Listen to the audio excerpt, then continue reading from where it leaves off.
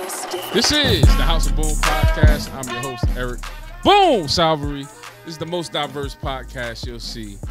Tonight, you know, it's really dope for me to kind of have a reminiscent, nostalgic guest. HBCU is a buzzword. You know, I feel like you put HBCU in a search engine these days, and everything gonna come up. And everybody gonna be talking about Deion. But see, you know, it ain't always about him. You know, it's other coaches out there. It's other people on the grind that's been in there for a minute. I'm just so lucky to have a guest who is a former teammate. I just remember watching him back in the day go from like this quiet guy, ain't say too much, to like this cocky, you know, mouthy cornerback, but he was a technician. He worked hard. I remember just watching his work ethic. And just seeing somebody that just really earned his way out of junior college, because as y'all know from my previous episode with Jeff Eaton, the strength and conditioning coach at Miami, ain't nothing to do at JUCO but get better and do your homework. So without further ado, I have my guest, Darren Garrigan, Mr. Come On Dog, is in the building. What's up, bro? Hey, what's going on, man? I appreciate you having me on, man. Hey, how you feeling today? Actually, I'm kind of tired, to be honest with you, because we're like kind of in the off-season mode right now. So like the 6 a.m. workouts on Tuesdays and Thursdays. So to be honest with you, this week has been kind of draining, to be honest. But I mean, it's part of the profession. I mean, we you know, I think when you love what you do, that ain't really a job. So it's fine. I'm used to it. Just a little tired today, but I'm good. Hey, man, well, I appreciate you taking the time out to come on the podcast and, you know, chop it up with me. One of our, I guess, the third floor versus the second floor, you know, coming in the building. You are originally from Virginia. And somehow, some way, in 2003, we going back, you made your way to Lackawanna College. You know what I mean? It's a junior college in the middle of nowhere with not much to do. At least we had a mall and all that good stuff, you know, a little something to do, but it wasn't much. And like I said, I just remember you coming in and just being a workaholic, you know. So let's start back at the beginning. Where do you find your motivations and your work ethic come from? To be honest with you, just kind of roots from my mom. I mean, my mom's a hard worker. I mean, to be honest with you, I think she's like 59 right now. She's still working. I mean, she's not just a typical worker. Like, she's grinding. We got Jamaican on my mom's side and stuff. So we like Jamaicans. We got like 25 million jobs and we get after. To be honest with you, I get my work ethic from my mom, you know, just always kind of seeing her work and grinding and not really complaining, to be honest. Like, she don't complain. She just go to work. So I think that just kind of rooted in there. Then, you know, if you've been in sports for a while and you playing, like, normally the ones that work the hardest normally reap all the benefits and get all, you know, and have all the success. So it's just kind of one of those things. You just put your head down and work. And I think, I mean, obviously I wasn't blessed with like being 6'5" and having all the NFL measurables. So I think when you're undersized and you don't have the same as everybody else and you got to work harder than them just because you don't look like them. So I think it just kind of comes from my mom. You know, we have a great relationship. So, and she's still grinding it out now. So we still chop it up and give it, pretty much give each other advice. Now, if I can remember correctly, wasn't your mom always the one that came to the game? She came to like all the games and stuff like that, right? And I remember every time you did good, you could see her jumping up in the stands like cheering you on. And so I know those are great memories. Talk about your experience when you first got to the LAC. Like, you know, you get there. I could fast forward us a little bit because I know you got things to do. But you get there. And there, it's like, you know, maybe you go to a Power 5 or maybe a Division 1 or 2 school, and it's maybe like 6 people at your position. Whereas junior college, it's like 20 dudes at the position, right? Yep. Talk about that grind and how you had to work your way up. Yeah, I think because I recruit. The crazy part about it is I recruit junior college kids still to this day, and I think unless they would always give the comment, like, it's all over Twitter too, like, unless you want the junior college, you'll never know the experience. And what I mean by that is, like, you just made that point, like, you'll be having 20 guys at your position, and it's one of those deals in practice where, like, you literally have to fight for your reps. I mean, like, when I mean fight, like, you literally got to fight for your reps, because unless you're just a transfer for like a former 4 or 5 star, then you got to fight for your reps every time, and you won't even get a lot of reps in practice. Like, to be honest, is the ones that made it out of Lackawanna College are the ones that just stayed there, grinded it out, didn't complain too much, and just worked hard. But we used to see dudes getting cut every day for missing one team meeting or missing a workout. Like, people don't understand like the junior college product is like the hardest thing you ever have to go through, because in high school they got to be nice to you. I don't care what nobody says, like they have to be nice to you. Them high school teachers are getting paid to teach and to be nice to you in athletics. Well, when you go to college, you already know Coach Duda and all those guys at that level, they don't have to be nice to you. You have so many kids and so many bodies, they can just cut you in a heartbeat. So I think anybody that starts out in junior college, I would probably say about 65% don't make it. Just based on them being lazy or think they're going to get things their way. So it's a grind, and it was an eye opener for me. Just seeing dudes come in and leave within a semester, not even finishing out 1 year. It's tough, man. I just think people don't understand unless you really go through it. It's one of those type conversations you have with people. So what the program says, I'm 5'11", whatever. Yep. I'll be in practice and I'm running the ball and I'm thinking I'm about to break free. And then here comes somebody nipping at my ankles, tackle me, and then I'm like, damn, who and then it'd be DG, be over there like, yeah, dog, come on, dog, you gotta get your legs up, dog, come on. And I'd be like, and you know, but it's the competitive nature where it's like, yo, DG used to make business decisions like, I'm gonna tackle you, but I ain't going up top. And I just get annoyed with this dude. I'd be like, but it was like him making a play. But if you were in practice, you saw the work ethic. You saw like the hunger. And if you didn't have it, you didn't have it. You didn't have the hunger. You just probably loafed in practice or whatever. And like he said, you might get 2 reps because they sometimes they have their favorites. Maybe like a guy who came in highly recruited, whatever. Yep. And you got to outwork that dude. You know, for me, I tell the story all the time. You know, I worked my way up, but it was like 20 running backs. It was like 20 running backs. Matter of fact, your old roommate, I was kind of I think it was Omar. Yeah. Oh, yeah. I was like, yo, he switched. I remember he switched sides of the ball, and I was like, no, he was actually a really good running back. And I was like, but he decided that he wanted to play corner. I was like, I kind of got lucky, like he switched sides because I was like, he was nice. He had moves, and I think he went on to I think he left after his first year, and then he went on and he did his thing, and I was like, yo, But that's the type of competitor that I always remember. I always, you know what's crazy when I was, hitting you up and thing. I was like, yo, it's crazy that I can hit you up on Facebook because we were really the first generation of Facebook. So it's like that goes to show how old we are. Because I remember back on the Facebook days, you couldn't get a Facebook unless you had a EDU. What is it? Yeah, EDU. Yeah. You had to have an account just to get a Facebook. And I remember when I first got to when we left the LAC. Yeah. 05, I think it started when I went to West Texas A&M, and I remember just back in the day, like it was amazing. And it's like you said, it's like the same account. That's where our age shows because we linked up on Facebook. So yeah, the age show. And it was cool, and I'm thankful that because then I'm able to reach out to you. I'm able to reach out to people like Jeff Eaton, people that we stay connected to through the years. So thank you, social media. You have done one good thing. Before we move on to your career after the LAC, do you have a favorite Coach Duda memory?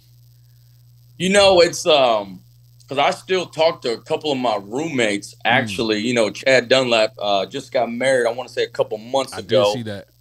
We still talk a little bit on Facebook. And then Elihu Smith, who has like his own trucking company, he kind of goes all over the place. I was supposed to get up with him in ball, but we didn't. Probably the main story that I got is like we used to have this theme in the dorm room. Like our head coach that we talking about is Mark Duda. So we used to have a thing like. We used to say his last name and say he didn't care. We used to be like, Duda doesn't care. Like, we used to have a team, like, kind of like a song because he was one of those guys. And I just talked about the convention last month in Charlotte. Okay. It's one of those deals where, like, he doesn't care who you are, what you is, or whatever the hell you think you are. He don't care. Mm-hmm. So it's one of the deals that you show up, he respects you. You don't show up or you late, he don't respect you. It's really as simple as that. So I don't remember if it's like a straight one story that I remember, but I remember it was always Duda doesn't care. And I remember we had those A&M workouts. I remember we used to talk about it. Like either it was after the workout or before. Like if you didn't see somebody, I swear they were gone that night. I remember people used to leave in the middle of the night to go home and said, I can't do this no more. This is not what I want. This is not what I came for. I remember those workouts at 5 a.m, the stairs, the steps, like that tight hallway. Oh my God. Yes. People, like I said, people would either leave after the workout or they would just leave that night and wouldn't go to the workout. And I do remember one story, though, too. I remember in a game, it was versus Bucknell. Mm-hmm. We shitty pre-practice or something. Yo, we want live tackling right before the game.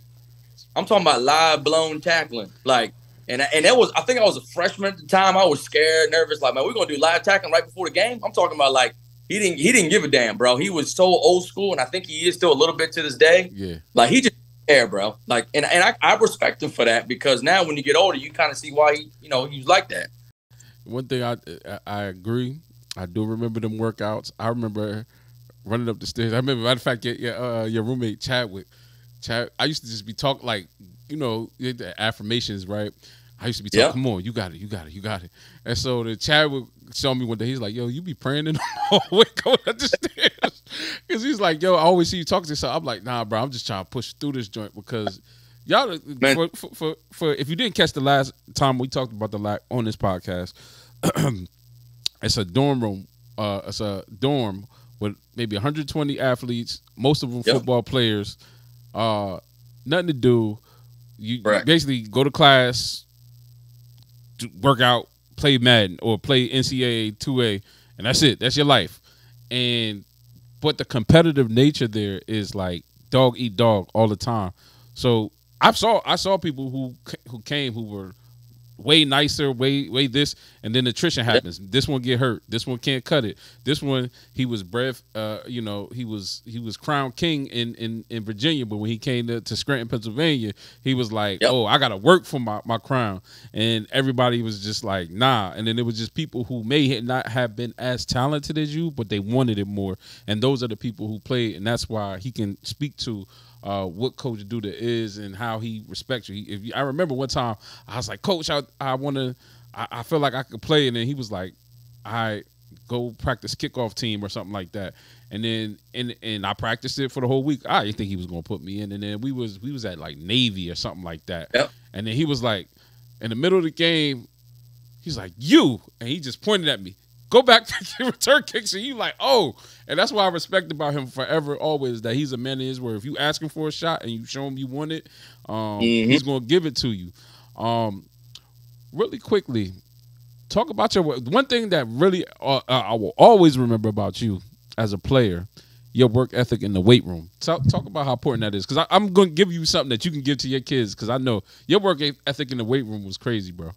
Well, the crazy part about it is, when I entered high school, I don't know if a lot of people know this, like when I entered high school, I was 88 pounds. Wow. So I'm always a super small, super skinny guy. Mm-hmm. And I just think people always overlook me. It was like, man, you just small. You might be fast, but you're so small. So as high school went on, freshman, sophomore year, I probably gained about 10, 15 pounds every year. Mm-hmm. And then my year, kind of going into my senior year, I kind of got over the hump and took pride in the weight room, because I used to see all these older people like, man, they look huge, and they getting after. So it ended up pretty much coming where I left high school, Garfield, pretty much one of the strongest guys in my position. I think I got a couple of records. They might have broken by now, but it's one of those deals where I knew I had the grind in the weight room, because back in the day when we played football, like if you didn't hit the weight room hard or you didn't at least fake the funk to be in the gym, then you wasn't going to play. Nowadays, I mean, if you're just super athletic, they'll play you anyways and all that type stuff and all that goes with it. But back then, you had to hit the weight room. And I knew at my size, I had to have the numbers and say, I can bench this, I can squat this, I can deadlift this, I can run this. So I always kind of had the upper hand on some things. So pretty much as soon as that happened and I saw the results and I was getting better, faster, stronger, whatever the case may be, I was just like, man, I'm just going to outwork everybody in the weight room. So when I come to the lag, I mean, you pretty much already hit it. Like, I was a different person then than I am now as a coach, and we'll dive into that later. Like, so I was a super quiet kid. This is what I'm going to do. This is what I'm going to be. And I just grinded it out. The crazy part about it is probably about 2 years ago, I'm back in the gym just as much as I was in high school now. Like, I took a little while off because, as you get older, you just kind of get tired, to be honest with you. So I'm back in this mindset. Zoom call, I just got home. So I'm back in the same mindset as I was in high school. The difference is I do a little bit more for mental health too. Because, we, like you said, as you get older, you're dealing with things. You got bills, you got your job, you got this, relationships. You got so many things going on. So back in the day, I used it just for sports. Now I use it for, honestly, my mental health, just to make sure I'm right. But I still try to grind it out in the weight room. I just kind of where I rooted from, to be honest with you. That's what's up. Mental health is so important. And I'm gonna keep bringing him up because he always talked about it. Jeff Eaton, our former teammate, he had a bout with suicide. He came back from that. Life went on to be great. He's an assistant strength and conditioning coach at Miami. But his biggest sidebar is just mental health is wealth. And so, we all, like, sometimes, do you ever get this thing where, like, maybe, like, in the wintertime, like, as New Year starts, or, like, certain periods where you get these bouts where you just want to be in the weight room, but it's because it's habit? It's like, nah, I'm just in here, and I'm like, why am I feel like, this is the time, and it's like that winter workout mentality. And it's not New Year, new me. It's just, like, it's ingrained in you as a football player. And so I feel like I don't think I've ever gone to winter where I haven't at least spent January and February just going hard because of that winter workout mentality.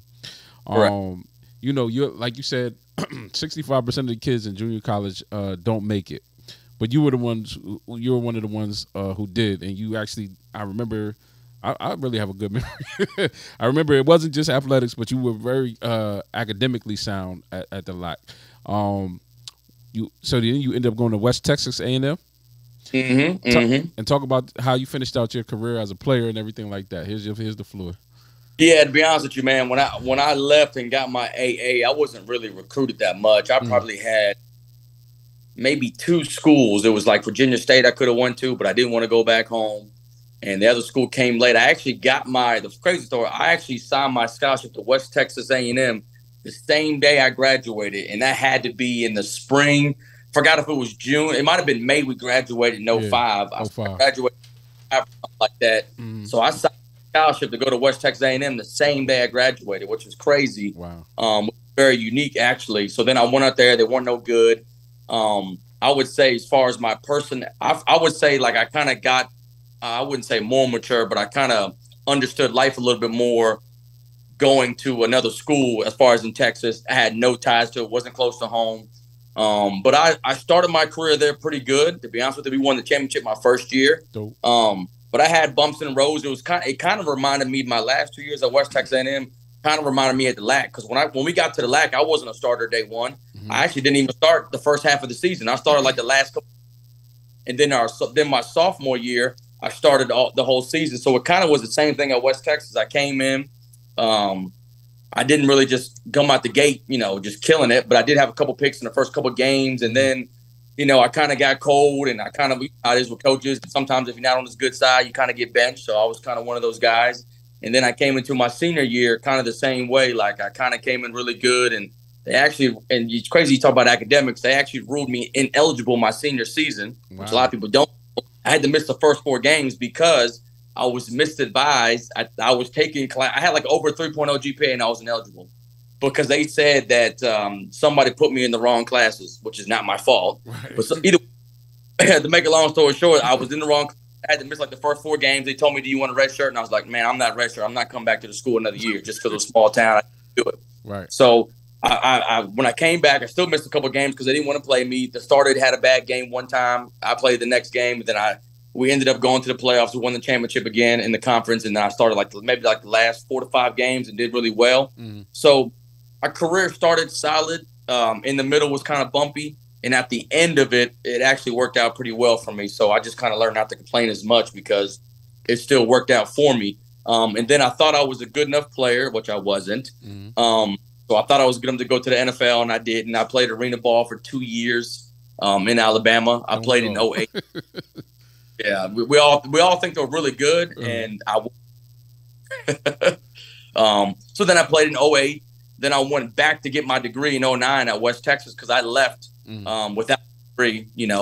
Again, that's why I try to tell all these kids nowadays, it's you got to get that degree because it's so hard to go back to school when you take so long off. And I think that's it's a challenge. And I went back at it. That was probably one of my best moments. And then I went back to go play arena football in 2010 in Alabama. Still thought I was good, and much retired halfway through the season. I just let it go. You know what it is? Like when you start working your way out of college, and if it's not the NFL, the discipline changes, and it's like, oh, I'm not getting. Nobody's going to tell me to get. There's no. If I don't get up or else, you know what I mean? And it's like you have love for the game. But then it's like different because I remember after I was finished, I transferred to Rutgers. I walked on at Rutgers. I had to, I couldn't do it because mom got sick and life happened. But then I was like, all right, my mom ended up passing. So the year after that, I ended up playing semi-pro. So that first year I came out the gate, I was still good enough shape, came out swinging, then I got hurt. And once I got hurt, it changed everything because it was like, you go to physical rehab, but it ain't really that serious. It's like they ain't not giving you not pouring. It's not like you in the ice bucket at 5 a.m. And I did 2 more years. By the time I got to the third year, on my third team, I limped out of there. I was like, man, it's like I ain't get in shape until the last game, and then it was a playoff game, luckily. But it was just like, man, I was like, it's just too hard. So trying to start living, put it away, put the toys away, and go from there. Before I get to what got you into coaching, and then what is it like to be an HBC coach with all this attention and all that. Correct. I'm wondering if my producer has his producer segment question ready. If he does, huh? I do. And so, well, he does. You know what I mean? But you ready? Our producer segment question brought to you by Clean Everything LLC. Just to let you know, Darren, we have a producer. He has warrants, so that's why you can't see him. So, no face, no case. There's no cases. But I'll let you have the floor. Appreciate it. Being a former player, now being a coach, what experiences do you draw from directly that allows you to be, I guess, a better coach or to be the type of coach that you are? That's actually a really good question. I've actually been on a few podcasts that have been asked that question. I think the reason why that I have success in this profession, and the reason why I think I either relate to the kids you want to say or draw it to it, because every situation they've been through, I've been through it for the most part. You just think about how you are in college. You got relationships with girls. We was in college. That's what I wanted to be. That's what I wanted to do. And then you have the academic side of it, which, let's be honest, most athletes, probably most people in general, unless you're like a 4.0 student, you don't like school. I was one of those didn't like school. And it's one of those deals, too, where you have to experience family, got family pressure, even if it's your mom or your dad. Anybody that's raising you when you're in sports, there's probably a little bit of pressure naturally to have success. I think we've all done that. We've all had a part of that cousin. It could be anybody. It can just be your homeboy back with the crib. Want you to make it so then he can make it and make the money. We all know those stories and how those go. So to be honest with you, and I've had a death in the family, in college. So I think every situation they've been through, from even the coach not liking them. When I played, some of the coaches didn't like me. Shit, even the junior college coach didn't really like me that much. I had to earn his respect doing everything. And I forgot his name. I remember. I know who you talk about too. I can't remember his name. Yeah. So I've been through those stages where the coaches loved me. They loved me in high school, and I've been through the stages where the coaches didn't like me, and actually they wanted me off the team, and I did nothing wrong. So I think I draw from every experience in college, and I try to relate that to the kids these days. The only difference is if how it works in today's society is that you got social media, you got even more pressure. They have more things, and sometimes they hear more on the outside voices rather than the people that they need to be hearing from. So I think I give them all the experience that I got, and it helps out. But nowadays, how it works, some of them don't even care, don't listen, but you still try to get through that person through your experience. It's kind of like you're a counselor, almost psychology major. So it's kind of like you have to give some personal experience, because sometimes how kids work, if they know you've never been through anything, they're like, well, you don't know, coach, you ain't been through this. You never played. You never did this. You never did that. I tell kids in my meeting, I lost good women. I should have dated. I should be married with kids right now. And I lost some of those girls back in college. I've been that guy.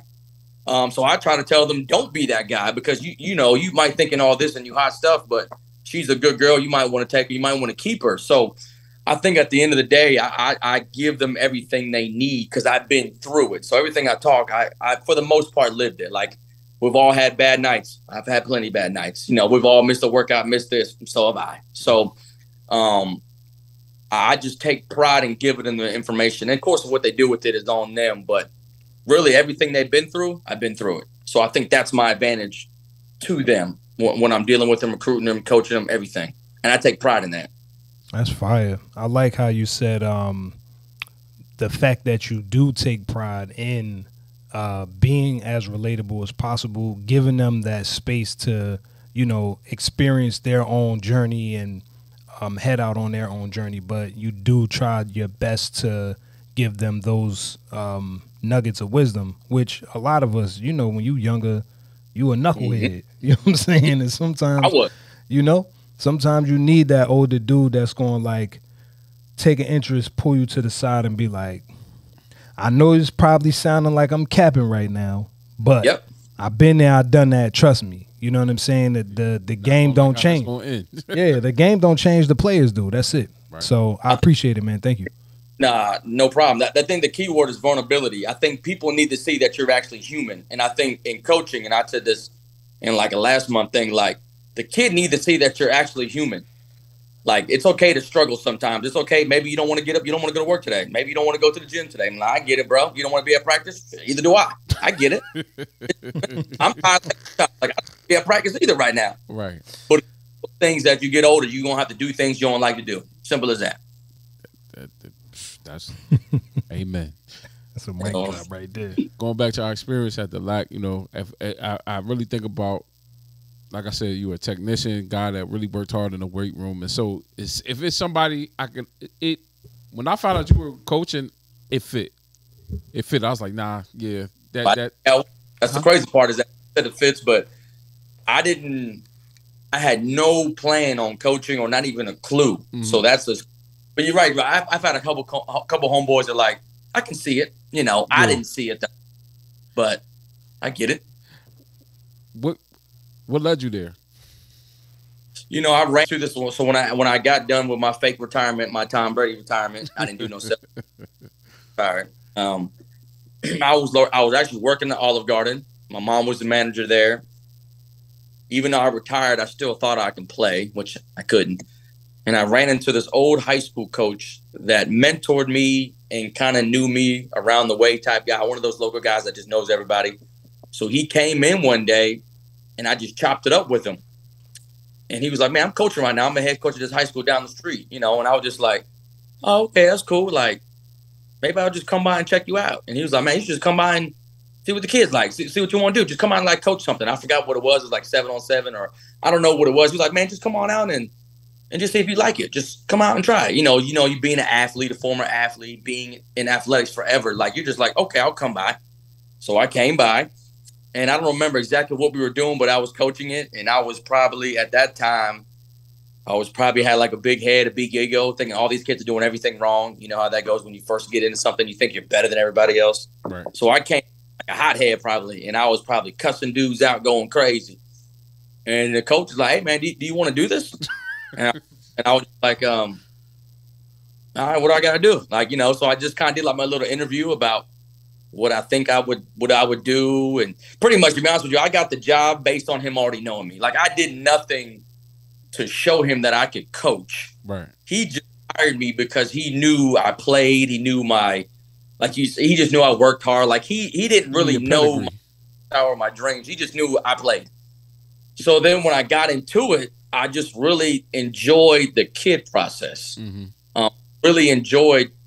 You can't say telling them what to do, but you're improving them. Hey man, you don't have to do it this way. You can do it this way, and this is why it works. Mm. So I kind of came in with that mindset, and then I got kind of addicted to it. Mm. Then I did high school for 2 years, and then I was like, you know what, I want to go college. Mm. So side nugget, I actually worked at camp with Deion before I got my first college job. Wow. He used to do those little truth camps, and he still talks about to this day where he would train kids or coach kids from all age groups, first grade, 5th grade. So I did a Zoom call just like how we're on now with Deion Sanders, and I got the job. He put a thing on Twitter a while back, mm-hmm. Sent a resume, and you can help us out for free. I'll pay for everything, hotel, food in Dallas. So me, I did it. Boom, I filled it out. Come to find out, I was picked for one of the winners, whatever, and did a Zoom call. He offered me the job. He wasn't getting paid, but it was just an internship, all month, all summer. So I did it. And then while I was doing that, I reached out to another buddy of mine at West Texas A&M who coached me. Mm-hmm. I sent him a random email and was like, hey, I want to get into college. I want to be a GA. Here's all my stuff. And then come to find out, he was like, well, I'm already in Dallas. Let me come interview. Boom. Interviewed me, got the job as I was working with Deion. Mm-hmm. And then in 2012, and then boom, there you go. Started coaching college from the jump. So, it's just two questions off of that. Just off of that, one, could you see then why Coach Prime is where he is and where he was going then now? I mean now then, and in your experience, what was that like? You know, especially being that you guys played the same position, and so it's like I don't know. Just like somebody like me being on Power 105 and being right under Charlemagne and Envy or one of them. It's like, nah, this is the essence of it. So talk about that. I'll give a side nugget. So you know how Deion nowadays does all those speeches every day? Like if you ever see his Twitter, and like he does it every day, right? Yeah. Had a thing. We would come in the morning in this little high school class, like a little classroom, and he would give the same spills. It was always a message of the day, but it was always something different. So whatever he's doing now, he did then. He would get up and be like, hey, this is the message of the day. He would go through his whole spiel. And then, boom, we go on about our day. We coach these kids. We go to camp. We eat food. But every single morning before the camp started, before the kids came on their buses or whatever, he did the same thing.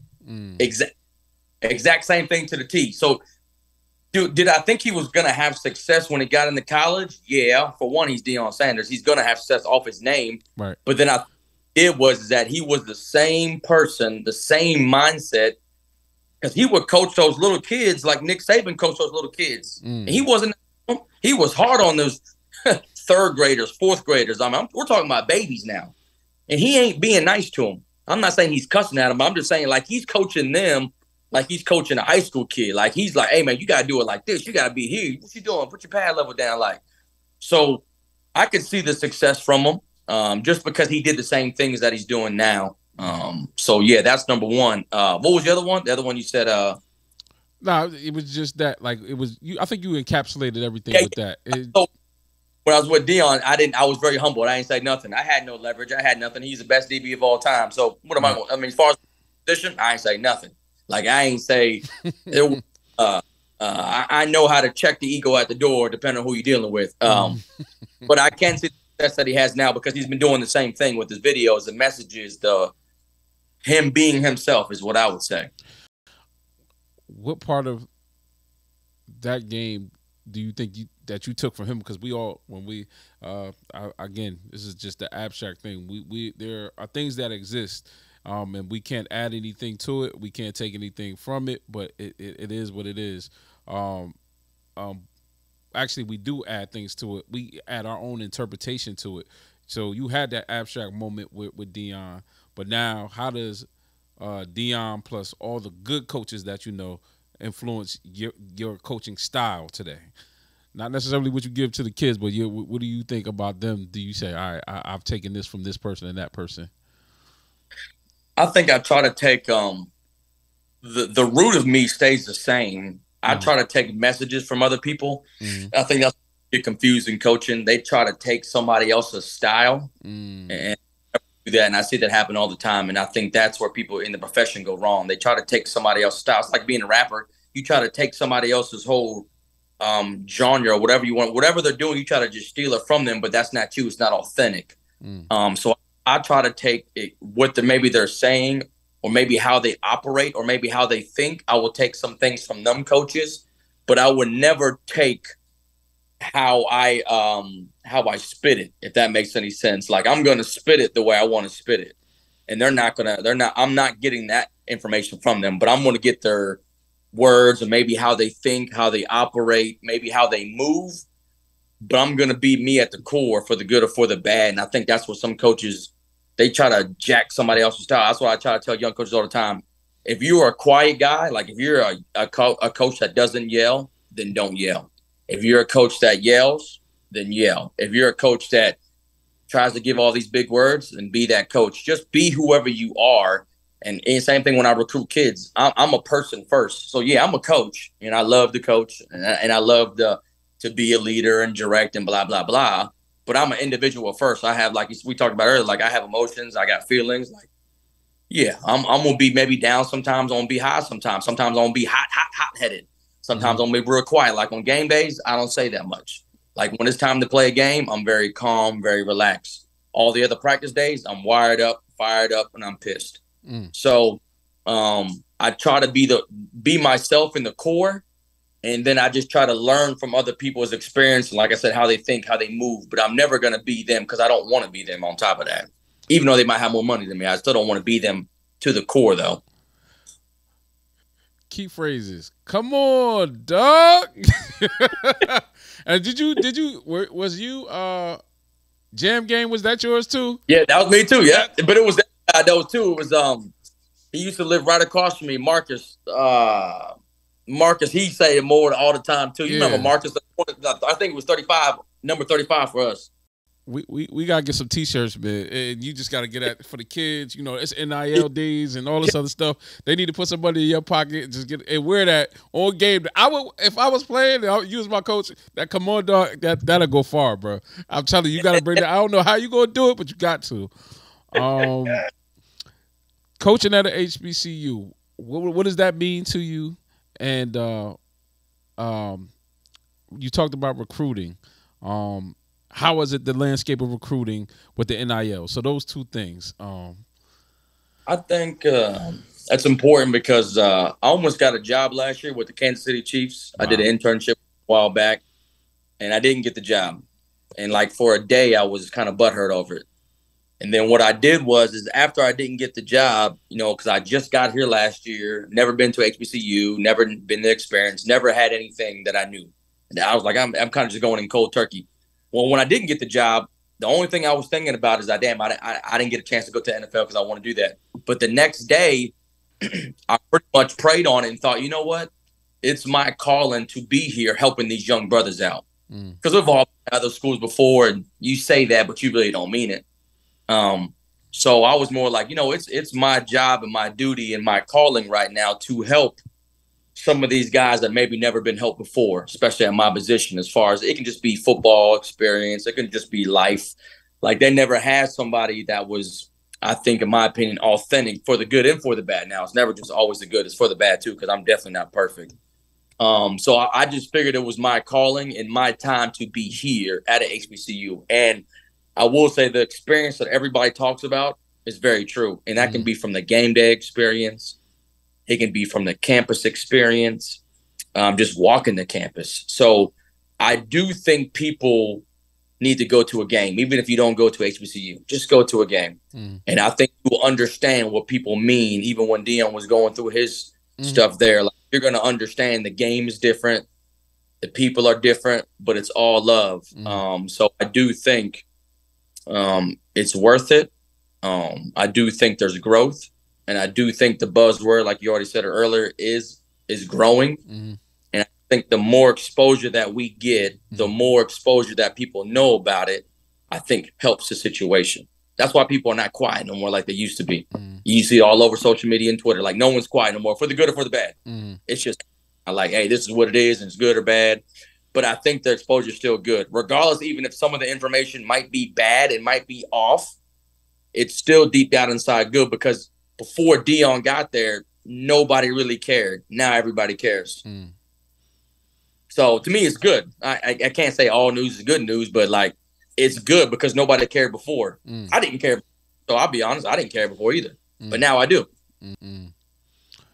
NIL, how's that changed? Obviously, the social media is enough by itself. Now you got NIL. And here's my take on it real quick with NIL. Because so many of these Power Fives, the transfer portal, all this stuff, I feel like the landscape has changed in the sense of you're getting a better quality athlete who maybe is, because there's a lot more high school kids available now that would have went maybe somewhere. Now they got to wait and all that stuff. And then the NIL comes in. So you could touch on either side of those that'll rock. Yeah, that's funny that you asked that, because I think it's actually changed the game for the worse. But I think in the back end of it, I think it's going to be the best. And why I say it that way is because people now are able to, reap the benefits off their success in the college. I think that's great. So I actually do love it. I guess probably the only downside is that now there's it's like everything else in life. The rich get richer, the poor get poorer. Teams with all the big money and all the big boosters and donors, yeah, those are the ones that are going to be reaping the benefits for sure on those kids. But those kids are going to see a lot of money too. So, So I think the higher ups are going to have more success. I think it's always the mid-major and the ones below that are going to have to maneuver some things. Like we got some NLI deals too. We're working on those more also. I just think it comes down to the rich get richer, the poor get poor. But I do think for the kids, it just gives them a little bit more money in their pocket. Just imagine if we were in Lackawanna College and we got $1,000 extra a month. Just think about it like that. Right. You're like, oh, shit. Yeah. So I think at the end of the day, it is good. It just makes it like some schools can't provide all those things. Yeah. And that's, but I mean, at the end of the day, life's a little bit unfair too. So I really can't be mad at the situation. So I do think it's good. Probably the only downside is that there's a lot more kids now that maybe might be 17, 18 that are negotiating contracts and they're not capable of negotiating a contract because they're so young and they don't know the game. It's good and it's bad a little bit.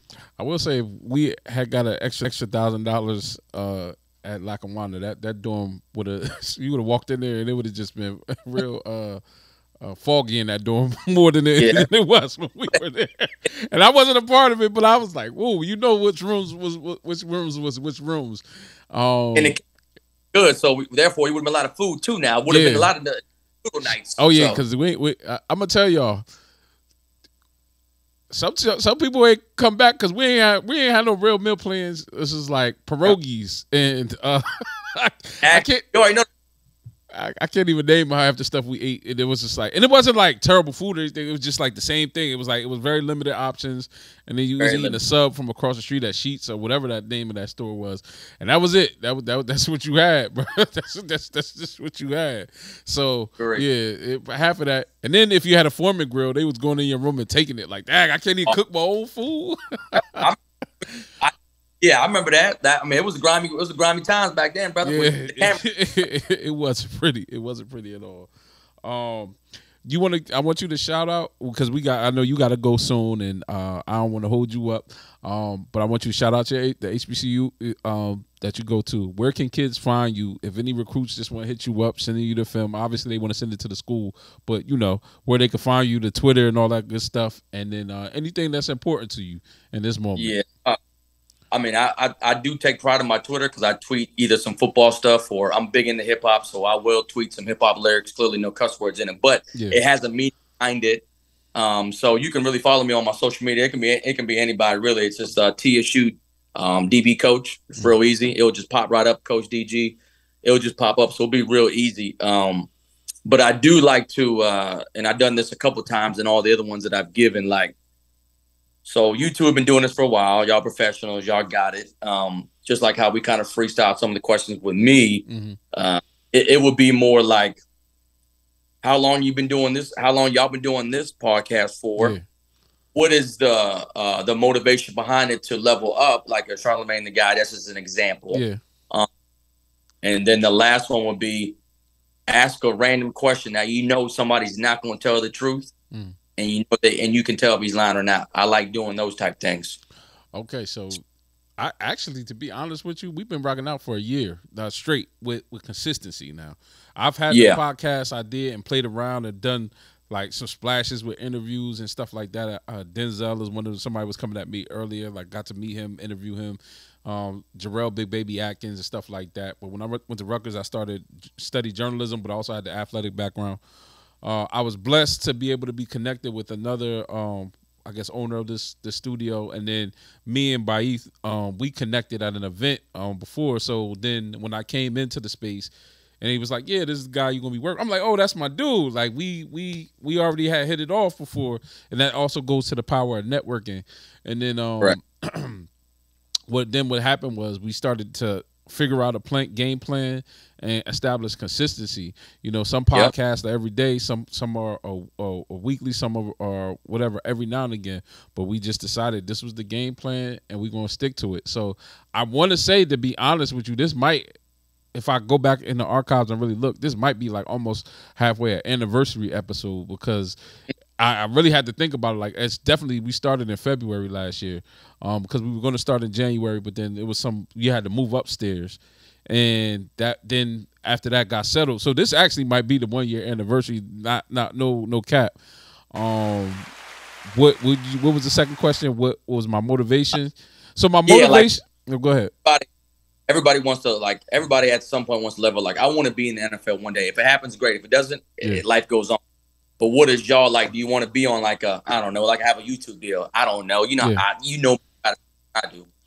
To be honest with you, bro, athletics, journalism, all these other things have allowed me to rub shoulders with like, I remember when I met Brian McKinney, and all I had to say was Lackawanna, you know, because we were that first year we was there, the weight room, and it's like, all right, cool, and then it allowed me as a journalist to have a photojournalist more so, to have a conversation with him, and I was like, yo, I got to put this together and see how it goes, and from there, just being able to merge that, it's really shown me. So my motivation is almost not something that's behind me that I wrote down on purpose, but it's also it's something that's in front of me. It's kind of like you as a DB. I'm going to put the work in and see how good I can get. Whether it means that I'm going to be on Spotify as a main podcast or whatever it is, whatever platform, or just being a Black-owned media company and just being able to say, this is what it is, because I have reached that a lot of people don't, where I can say, if 5 years from now, you are coaching for the Kansas City Chiefs, but we've been connected since the beginning of Facebook, you're going to see my message and say, hey, do you want to come back on and now talk about your experience, or the Steelers or the Commanders, because that's close to home. I'm just naming them. I'm just going to speak it all into existence. Or the Dallas Cowboys. That's my squad. But I like the fact that my vision isn't necessarily clear. It's in front of me, but I'm going to continue to pound at it, continue to do what Boom does, which is show up every day, run hard, and if I get clipped, I get clipped, you know, but I'm going to get back up and I'm going to come right back at the situation when it comes to this podcast game. So that's the best way I could describe it without giving you that super solid answer.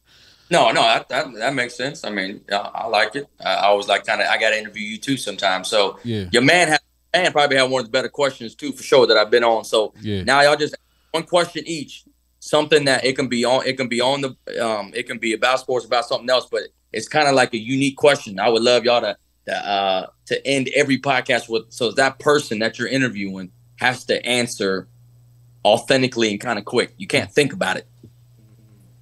You ask something that you know that you can't really lie, is what I'm saying. Like, you can tell it's kind of like a bull BS answer, is what I'm saying. Like, I like to play that. It challenges me to even be more truthful, because you have to be in the game. You got to, like, somebody asked me a month ago, how did I feel him leaving? And that was right happened. Did you buy your lady something early for Valentine's, or were you last minute? That's easy. I'm single. Didn't buy nobody nothing.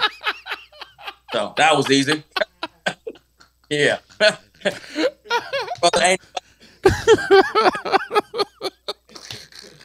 Can't get no more authentic than that, brother. I ain't gonna lie. Be that one. He said, Single. I ain't got nobody, so I ain't buy nobody nothing. Hey.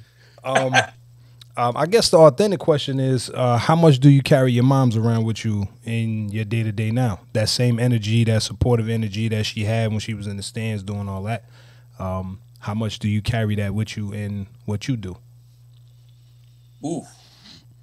How much do I carry her motivation and what she does in my daily job? Yeah, like, you know how they say more is caught than taught. So it's like you had that supportive energy with you. Do you channel some of that also when you giving it to your kids, when you doing what you're doing, when you show up every day, you like, well, moms did it for me, so I'm going to do it for them? I would say I'm probably a little bit more like her now than I wasn't. I would probably say, you know, when COVID happened, I will say this, because I used to be a real believer in like tough love, and I still am. I used to be so hard on the kids, I didn't really let them breathe. And sometimes good, sometimes that's bad. But after COVID happened, you know, you had people getting COVID, you had just issues with their family members. So I kind of became I would say just a little bit more supportive, and I would use the word more understanding with the players now when things happen to them, or just even if they need something or just something small like, hey, coach, can you just look out for me here? Or just like, can you call me when I get just something small? I'm probably a little bit more like her now, but I would probably say anything early on in my coaching career, hell no, I wasn't. I was not like her at all. Because she's more caring than me. She's nicer than me. You know, I tend to be a little bit rougher around the edges, if that makes any sense. So to answer your question, I'm probably more like her now when it comes to the caring and support on little things. Like, I still get mad. Everybody has like a little trigger, non-negotiable. Like, I'm pretty sure you don't like people that are late. Like, people are like that. I still don't like people that are late. But at the end of the day, if you communicate with me on the front end about why you're late, I'm good. The old me, I didn't care. If you told me 5 minutes before you're going to be late, I would have an argument with you. So I'm probably more like her now than I was before. Damn, my man went 2 for 2 on the questions. I've never been asked that one before, too. Hey, man, you know, here on the Boom Podcast, we try to, you know what I'm saying, extract some of that authenticity. I guess man. what was my 2-part to that is what was the pendulum? What was the thing that made you make that shift to be like, all right, I need to dial back on my with the Dungeon Dragon? Because I would always assume I was right. I always assumed why he was missing, because he was BSing or he was this and he was that. But really, he was going through what me and you went through in college. He had a rough day, maybe broke up with his girlfriend. Maybe he don't know his real dad like I don't know my real dad. So I just became not assuming they were always BSing, even though sometimes they do. It's more like you just have to understand, like, they're going through some things too. Now, even though in college, they're trying to make it to the league, they're trying to make it to this, but you got to remember, these kids, they're still young kids. Like, they are not old enough mentally to make all the right decisions. What I mean by that is they're going to make bad decisions. They're going to be late sometimes. I hate to say it that way, and the coach is going to be like, no, kids should never be late. That's a lie. You know, he could have had an accident. Like, there's been times where we're on the bus and the kid might be late. He's like, coach, man, there was an accident in front of me, man. I had to wait an extra 5 minutes. Like, what am I going to get mad for? That's out of his control if he was by an accident, and good thing he wasn't in the accident. So right. I would learn to not always assume, but have that in the back of your mind, like, they could be BSing you, they could be lying. But some of these kids and some of these people are going through real life situations. So I just learned not to assume, and it just changed when some things happen. I can't say I peeled back a little bit and was nicer, but I'm more understanding. Because that's what my mom is. I'm pretty sure you guys got somebody, family member, like, you probably going through some crazy stuff, and she give you some nice words, and you be like, man, you're right, it ain't that serious. It's going to be all right. It's going to be all right. Shout out to my grandmother, for real. Yeah. It's the same way. Like, if I call my mom and complain, she's going to be like, you going to be good? You going to be all right? You know? Word. So that's what I would say. I'm going to definitely do you a solid. And my thought was to do this episode maybe around, like, a little bit before the draft, but like around spring games and all that other stuff. But I'm definitely going to post that particular excerpt around Mother's Day and do you a solid. It just, you know, hey, Mom, did it talk about you? I'm sure you talk about our other podcasts, but I'll make sure I post a clip of that so you can share that with her. Just give her the love that she deserves. Because understand, she was there for you, but we, as players, other players, we all remember her, you know, jumping up and down when you made a play and just being there and stuff like that. And, you know, I always like to say this thing where sometimes we get into this mode where, as black men, we say, well, I've never seen it, I've never seen it. But if you ever look around, it's right there in front of you. And even if I'm not saying my mom definitely loved me. My mom definitely came to certain games that she could come to. But I can definitely say I want to aspire to have something like that, or I know I've seen what a mother's love for a son is, or something like that, and you can take something from that. And so that is something that's definitely something that I can remember, appreciate it. If I never knew your mom's name or anything, I always knew that I saw what a mother's love for a son is. Because trust me, if she was checking out, she was coming from Virginia too. Oh, yeah, it's a little bit, yeah. And she was driving all the way from Virginia to Scranton, Pennsylvania, and it's cold. Most of them games was cold. Yep.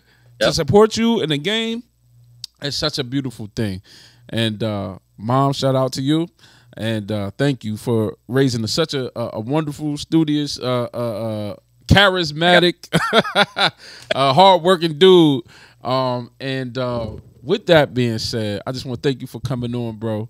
I appreciate you taking the time out for me. It really means a lot. It really does mean a lot to when like I have you, Jeff, and some other guys. Leo. I don't know if you remember Leo Morgan. Yep. Yeah. Leo, you want Patty? I know Leo. Yeah, he got his restaurant Island Fridays. He's been on Diners, Dive-Ins, and Drives a couple times and stuff like that.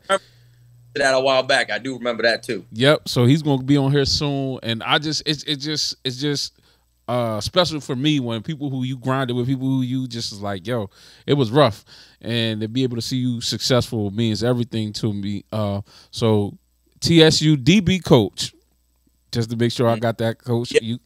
TSU DB coach, and it'll pop right up. You just add TSU DB coach, it'll pop right up. It'll pop right up. Y'all can follow him. Recruits, hit him up, but you better come ready to work. He got a little room for excuses, but not many. And ladies, my boy is single, so get at him. Texas, I heard everything bigger in Texas, so you know.